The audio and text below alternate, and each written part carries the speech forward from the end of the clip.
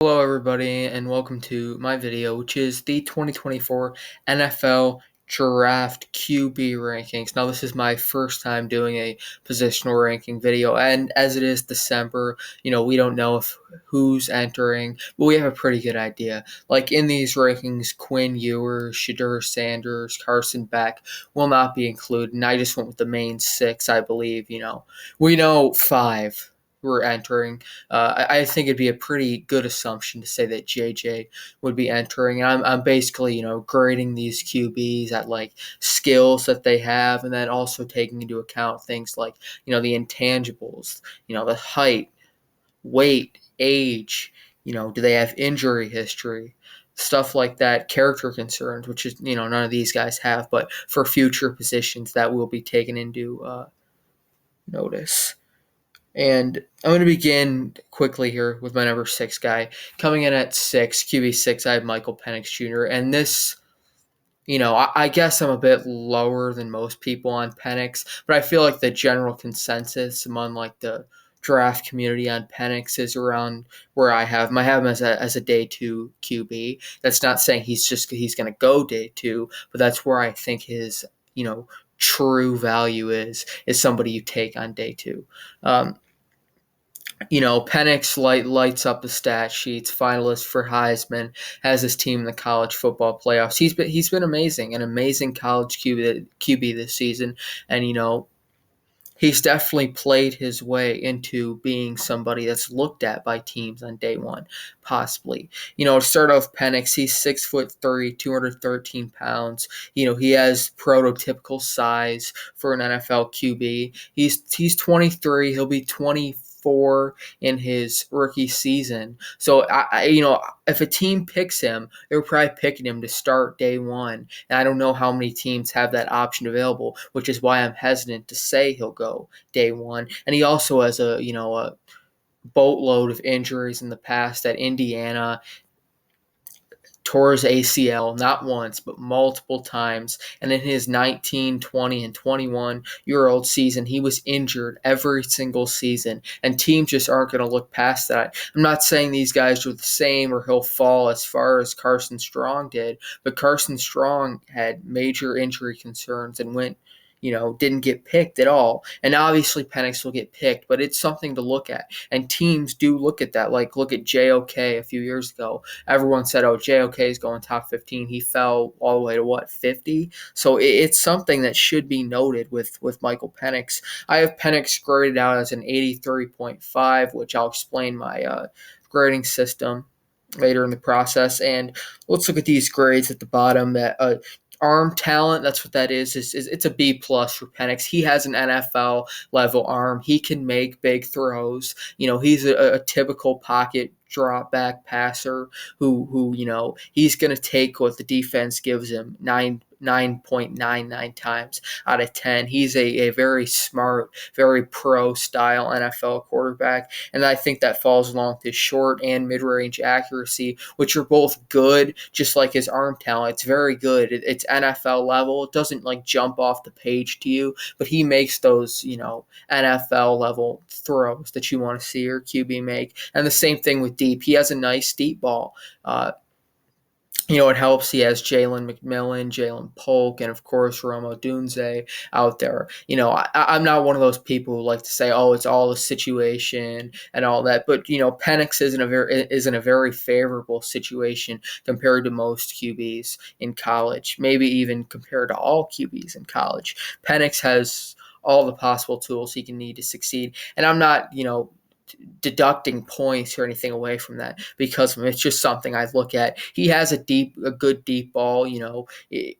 He's able to sense pressure on the pocket. Now he's able to sense pressure like adequately and able to make his throws, get through his reads and his progressions and all that. But I haven't really seen Penix be tested to a point where he has constant pressure in his face constantly. How does he react? Because he's not the most mobile guy moving to both sides. He's just not the most mobile guy, and that's something he's going to have to adjust to in the NFL. And I haven't seen him do it well, and I haven't seen him do it super poorly. So I gave him a C+ on that. On the decision making, like I said, he is a smart NFL level QB. He can, he can read defenses. He's a smart decision maker. He's not going to force the ball down the field. He occasionally played hero ball a little bit, but that's not something he does constantly. He's going to throw to the guy that's open. He doesn't stare down his first read. He's a smart QB. I've said it, a lot. This is a point where I think he struggles with. That's his release and his touch. He has a pretty funky release on the ball, and his touch, he needs to work on it quite a bit.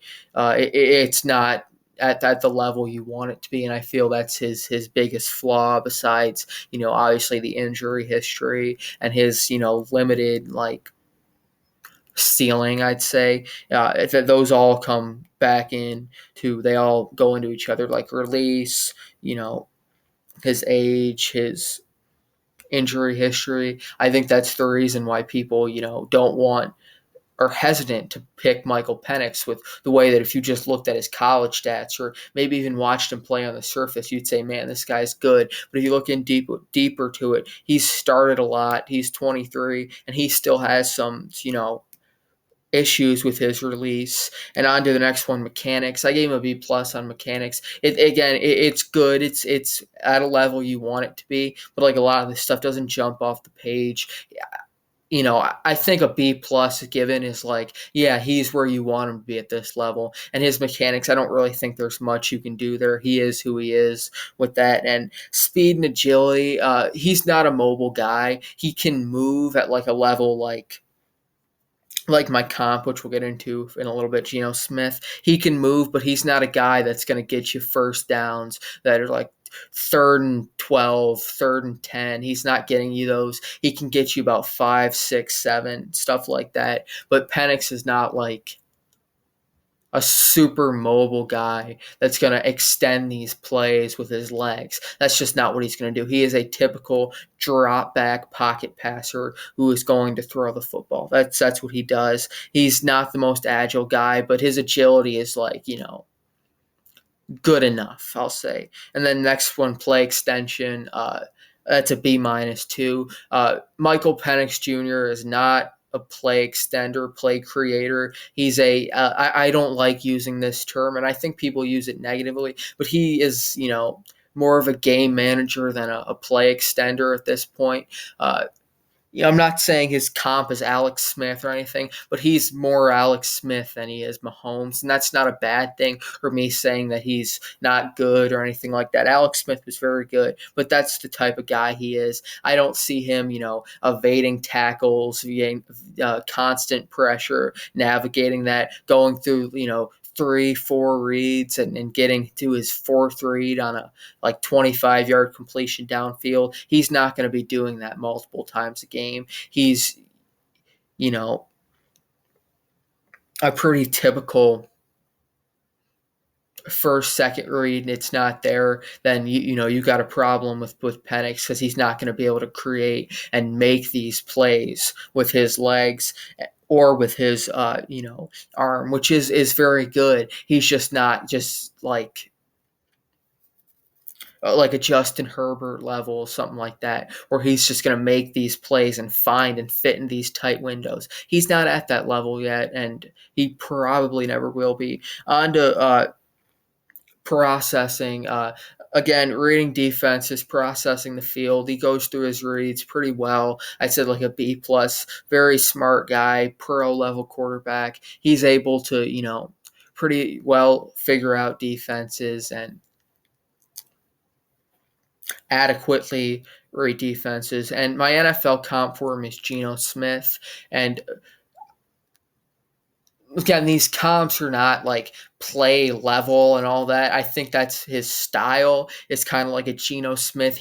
Geno Smith makes those, 4 or 5 throws a game that make you just stand up and say, wow. I think Penix will be able to do that at the next level. But he's also going to have, 10 throws a game that make you say, what is he doing? Or he could have gotten more on that play when it's just a check down. I think that's the type of guy Penix is. And very similarly to Geno Smith. A lot of these comps might not be like level. I think this is pretty similar on a level of where Geno Smith was probably in the second half of last season. I think Penix is kind of in the middle of where Smith was in the first half of last season and where Smith is playing now. He's going to be in that like 15 to 22 level of QBs. I think if you're picking Michael Penix, you know, if say he stays healthy, which is a big if, you're getting a quality starting QB in the NFL, which is why I see a team will definitely pull the trigger on Penix on probably early day two, I would say. And on to my number 5 QB, let's go with Bo Nix from Oregon. Similar story to Michael Penix Jr.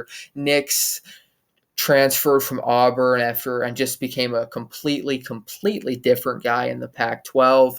Nix and Penix had some great battles this year in Washington versus Oregon.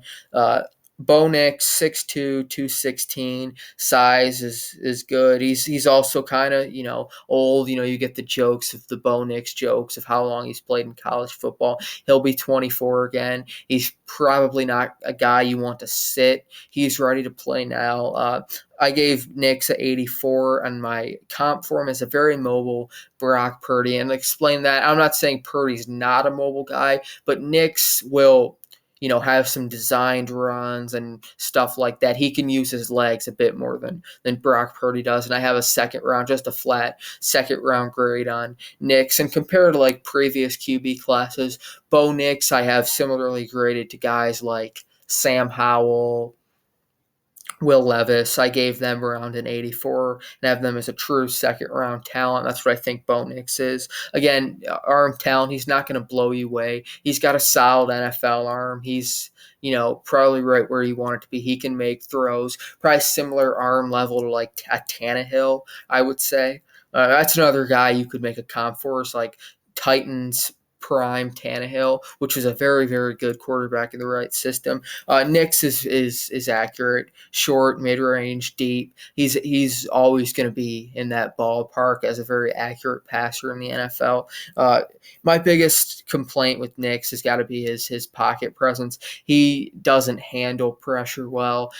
His sensing of pressure, I wouldn't say, is the issue, but him escaping pressure, he tries to play that hero ball way too much. It's kind of interesting with Nix. On some plays, he'll just make the smart NFL throw and just throw it out of bounds or get a check down. But there are a few occasions where he just starts playing like extreme hero ball, and I question watching his tape. Is this the same guy as just 5 plays before he was making a check down or a smart throwaway? But Nix has happy feet in the pocket, bails out of clean pockets, not to like a level of what Kenny Pickett did, but it's more than you'd like. And that's probably his biggest flaw for me. Decision making again is a B plus. Same with his release. A lot of these are very solid. I think Nix is a very pro level quarterback. A lot like Penix. He doesn't need much like mechanical or work like that. He's able to smartly read a defense and his mechanics, his footwork, his release, his touch. It's all there. I mean, there's not really much that you can build on to develop it. Of course, it can be developed by an NFL coach. What I'm saying is his ceiling is not that high. His speed, agility. Now, what separates him from a lot of these, you would say, lower ceiling QB prospects in the past is he can move. He's a fast and quick guy and is able to, actually break off some runs. Like opposite of what I said about Penix, Nix can run for 12, 15 yards, get you a first down, and you could even sneak in some designed runs. And that, along with he has no injury history, I think makes him a more valuable piece than what Penix is, even though Penix is probably a better, down to down drop back passer than Nix. Nix has that athletic upside, and which is definitely something that leads on to play extension. Again, Bo Nix is not Mahomes or Caleb Williams, who I'll talk about in a bit. He's not going to wow you with his play extension, but he can break off a few plays. I mean, he's not completely helpless in that, and he can evade pressure, get out of the pocket, make some throws. He's good at that. His processing, he can process college Pac-12 defenses at an elite level. It's kind of something that you have to wait and you see until he's in the NFL, until you wait and see, all right, how well is this guy processed? How well is he processed? How well does he go through his reads? Because at a college Pac-12 level, yeah, he's amazing at that. But I guess we'll have to see. Overall, I like Bo Nix as a prospect. I'm not like in love with him. I think this is probably pretty similar to where a lot of people have him consensus second round pick. I think he's probably a starter week 1 next year. Would just be my guess. He has tools while also being a kind of a high floor, low ceiling type of guy. Now, someone who is not a low floor or high floor, low ceiling type of guy. Let's talk about Michigan QB JJ McCarthy. JJ is prototypical size, 6'3", 220, only 20. He'll be 21. He has a few years to sit, and he has all the tools you want to see. He's got a absolute rocket. Granted, he doesn't use it too often in games, but man, he can sling the football really well. He has the velocity is on point. He has a very quick release as well with his football. I gave him an 84.8 grade, which puts him in a late first, early second. When you look at my comp, a mobile Kirk Cousins, for somebody who's considered a project, to say his comparison is, one of the smartest and, most accurate QBs in the NFL. That's a big compliment to JJ McCarthy, and that's the type of guy I can see him becoming. And hint, hint, I am a Vikings fan. I would like to see JJ in O'Connell's system, sit behind Kirk Cousins, and kind of reach that comp and that ceiling. As I talked about for arm talent, A minus. He can sling it. The issue is accuracy with him when you get to like downfield.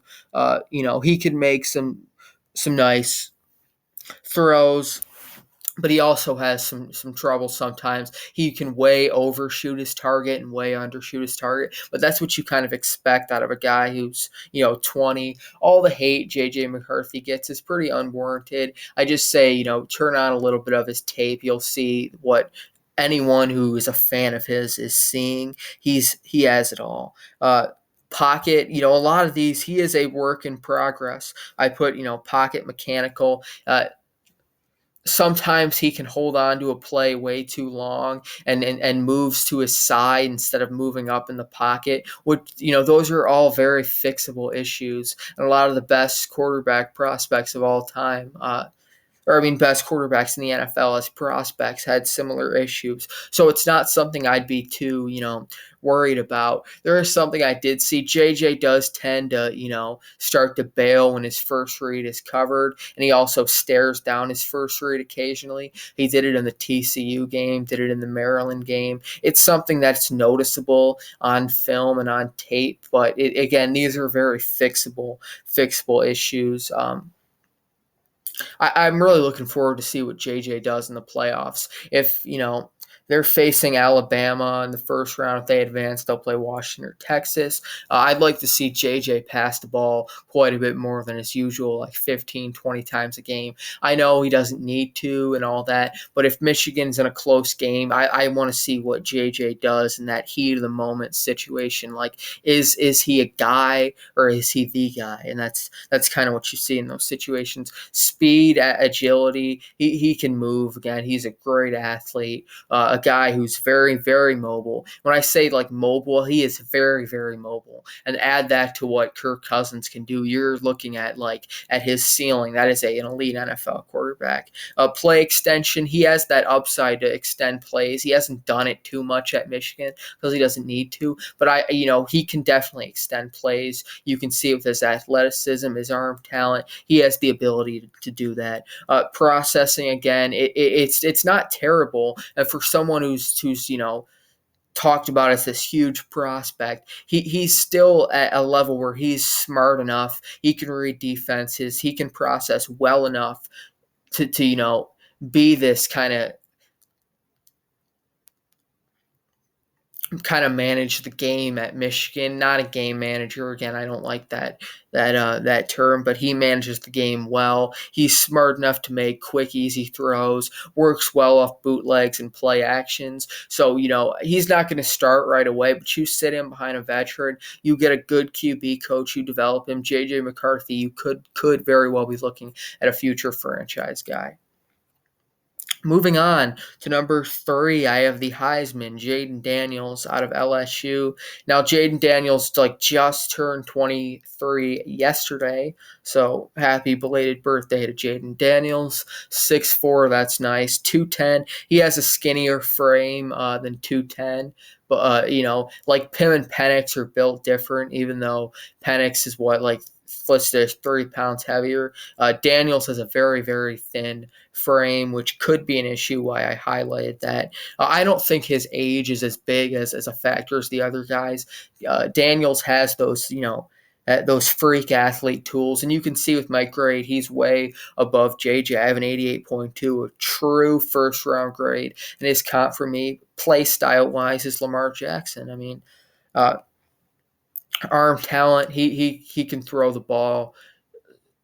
He can. It's with velocity, with speed. He can throw the ball very well downfield. And his deep ball is pretty accurate too most of the time. He's got a cannon and he can locate it well. And his short, mid-range accuracy are all very good at the level you want him to. Pocket presence, really not much more you can ask. I'd like him to stay in the pocket a little bit more. He does bail more than you'd like, but I don't. It's something that can be fixed. Decision making, release, mechanics all fall under the same, kind of in the same vein. He's very good at all these things. It just could use some polishing and some refinement in his game. Speed, agility is wow. He is an amazing athlete. He is a true dual threat, like a Lamar Jackson, like an Anthony Richardson, a guy who can run for 1,000 yards in a season, like a Justin Fields, while also having that extreme upside as a passer where he won't need to run for 1,000 yards a season, if you get what I'm saying. Play extension, with his natural tools, Jaden Daniels can extend plays at a very high level. Again, with a lot of these guys, tries to play hero ball and force it a little bit too much, like Caleb Williams, who I'll talk about in just a bit. Processing, this is something he could probably work on a little bit.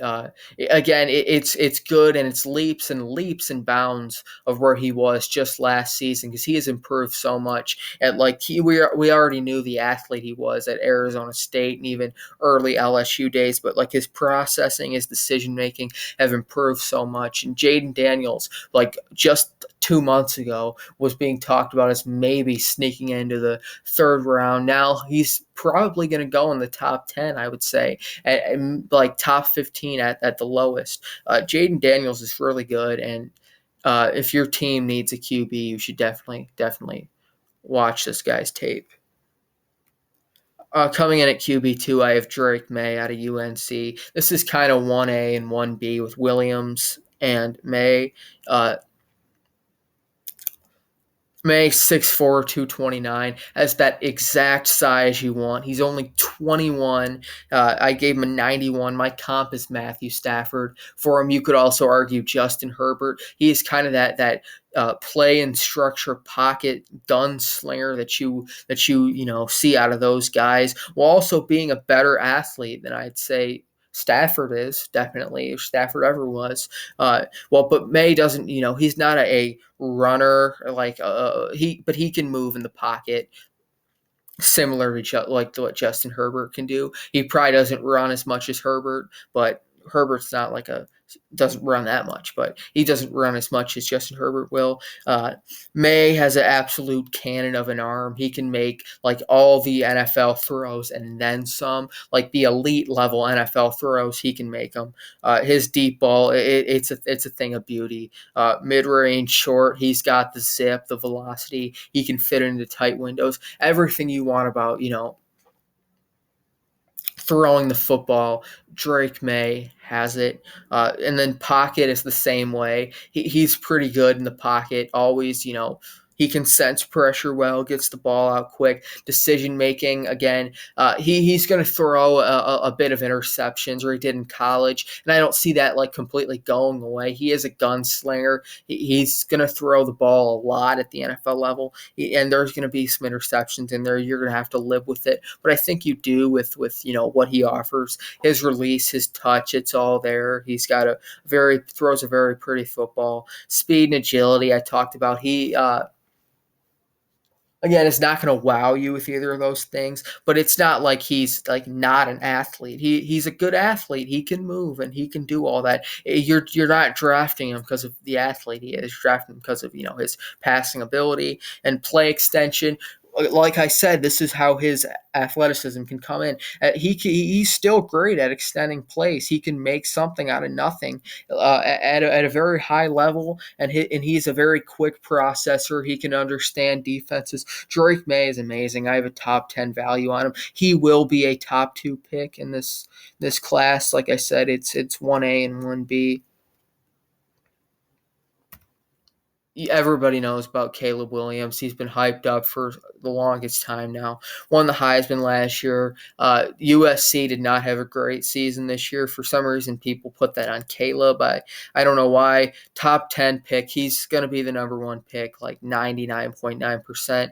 NFL comp, I gave him super Kyler Murray. Like what that means, like Kyler with like Caleb Williams' size at like 6'1", 225, and even then some. I think he's a much better prospect than Kyler was, and I'm a big Kyler fan. He has a arm talent. His accuracy, it's all there. His deep ball, it's a little like crazy. He makes these throws that he's not going to get away with at the NFL level, but his arm talent is so superb and elite.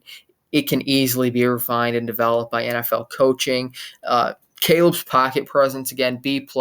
He does tend to bail out of clean pockets a lot to, try to extend a play, which, I gave him A+ play extension. He does that like Mahomes. I didn't give him a comp of Mahomes because that just seems kind of crazy, but that trait he has is exactly what Mahomes has at like an A+ level. He is a play creator. He creates offense at a level that I have never seen from a college prospect QB. And that's not me saying he's the best college prospect I've ever evaluated, but at play extending, he very well might be. Decision making a B+ as well. He's probably gonna throw some interceptions in his rookie season. You can live with that. Obviously, interceptions are not the end all be all. But he's got a cannon. He's got some iffy decision-making tactics that he had at this year. He does force the ball quite a bit, bails out of clean pockets quite a bit. But those are things you live with his arm talent that he has. He is a very, I almost said generational, and I'm not going to call him generational or blue chip because that's reserved for the best of the best, and I don't think he is the best of QB prospects of all time. Release and touch, it's all there. Same with his mechanics, speed, agility. He's going to be a mobile. He's not like a true dual threat, it's like what Jaden Daniels is, but he can run to like the level of like what Kyler does, which is great and all. Play extension, we talked about. Processing is amazing. Love it. He's a very, very smart quarterback and will be very successful at the next level. So that's it for my QB rankings. Drop a like, comment, subscribe, and I'll see you next time.